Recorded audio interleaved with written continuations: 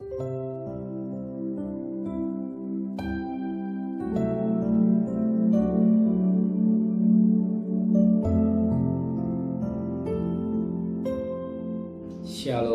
pagi, bersama tundukkan kepala, pejamkan mata sejenak.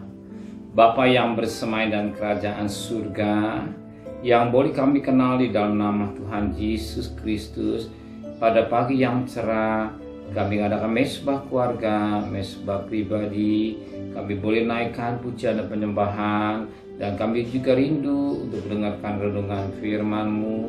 Roh Kudus mengurapi hamba-Mu, mengurapi kami, sucikan hati dan pikiran kami, sehingga benih firman-Mu menjadi berkat buat kami, dan kami juga boleh naikkan doa syafaat kepada Tuhan. Haleluya, amin.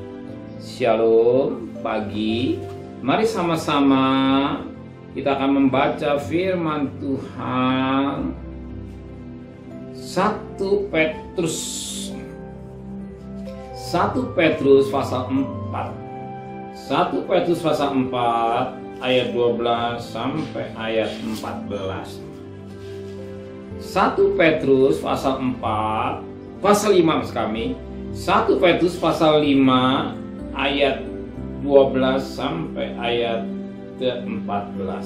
Salam dengan perantara Silvanus yang kuanggap sebagai seorang saudara yang dapat dipercayai. Aku menulis dengan singkat kepada kamu untuk menasihati dan meyakinkan kamu bahwa ini adalah kasih karunia yang benar-benar dari Allah. Bila dengan teguh di dalamnya. Salam pada kamu sekalian dari kawanmu yang terpilih, yang dari Babilon dan juga dari Markus anakku. Bila salam seorang pada yang lain dengan cium yang kudus, damai sejahtera menyertai kamu sekalian yang berada dalam Kristus. Amin. Suatu puji firman Tuhan yang sangat baik. Dikatakan salam. Salam Petrus. Dan saat itu disampaikan istimewa, dikatakan pada ayat yang ke-13, salam kepada kamu sekalian dari kawanmu yang terpilih, yang di Babylon dan juga dari Markus anak. Salam yang disampaikan Petrus ini kepada yang di Babylon ini, dan juga dari Markus anakku. Siapakah Markus ini? Markus satu pribadi yang pernah meninggalkan Paulus. Bagus, ada satu pribadi yang pernah meninggalkan Paulus.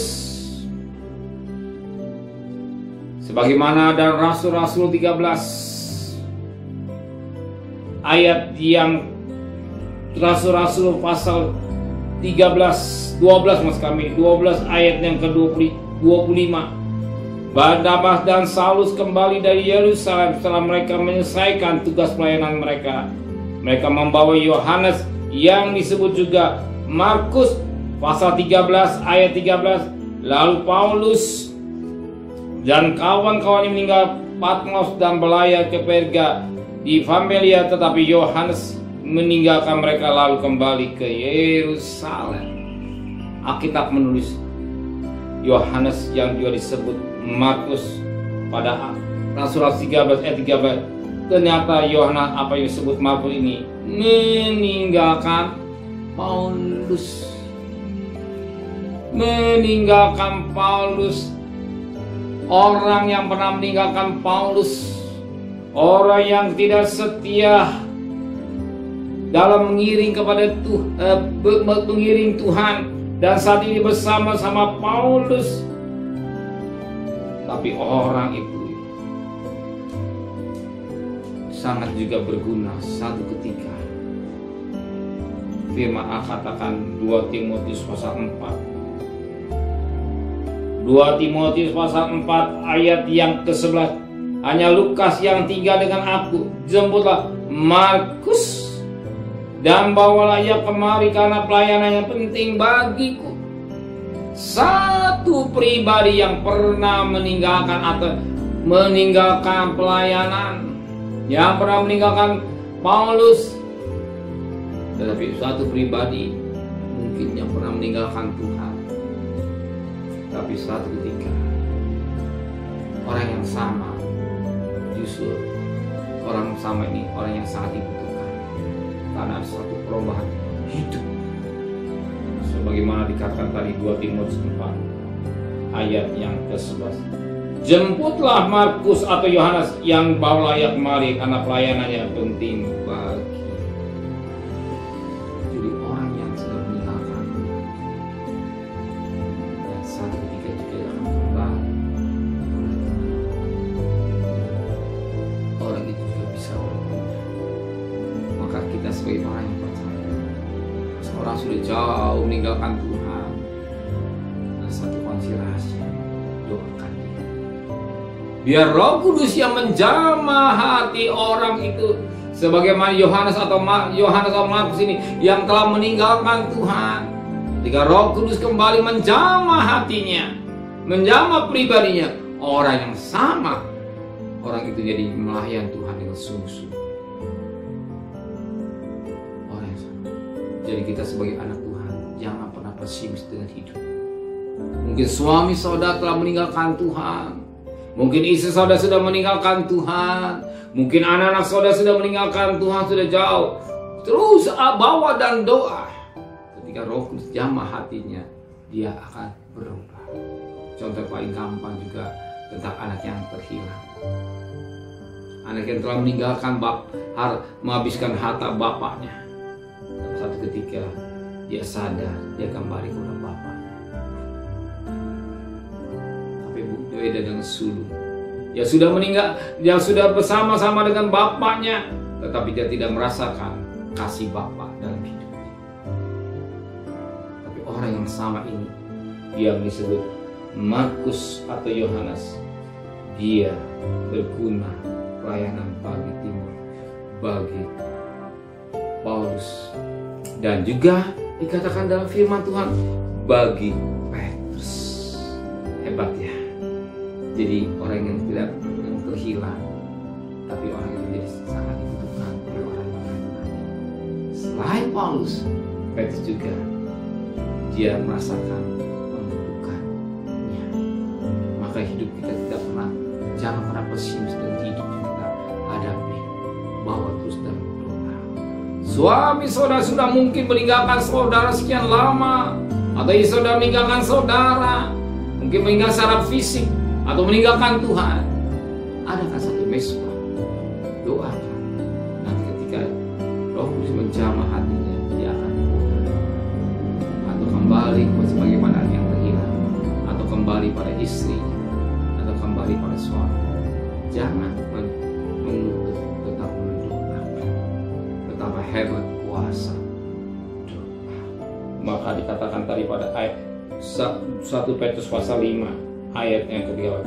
Salam kamu sekalian dari kawanmu yang terpilih di Babylon,